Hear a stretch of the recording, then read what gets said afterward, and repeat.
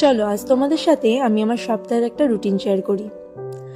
প্রায় 1.5 বছর কি 2.5 বছর হয়ে গেল আমি সপ্তাহে একদিন করে বাজারে যাই, গিয়ে সারা সপ্তাহে যাবতীয় যা লাগে সবটা একবারে কিনে আনি, ফ্রিজে রেখে দিই। আসলে প্রতিদিন সব খোলা রেখে বেরোনোটা পসিবল হয় না, এই জন্য চেষ্টা করি সপ্তাহে একদিন করে বাজারটা করার।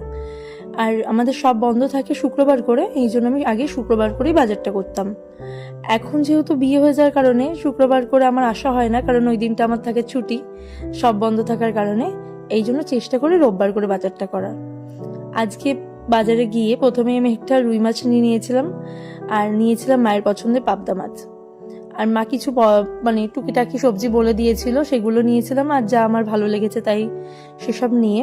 আর কিছুটা মাংস নিয়ে নিয়েছিলাম, কারণ আজ ছিল আমাদের বাড়িতে আমার ছোটবেলার বান্ধবী রিয়ার আইব্রো ভাত। তো এই ছিল আমার মানে সপ্তাহে একটা রুটিন। তো তোমাদের কেমন লাগলো অবশ্যই জানিও, ভালো লাগলে একটা লাইক কমেন্ট শেয়ার করো, আর এভাবেই পাশে থেকো। Thank you.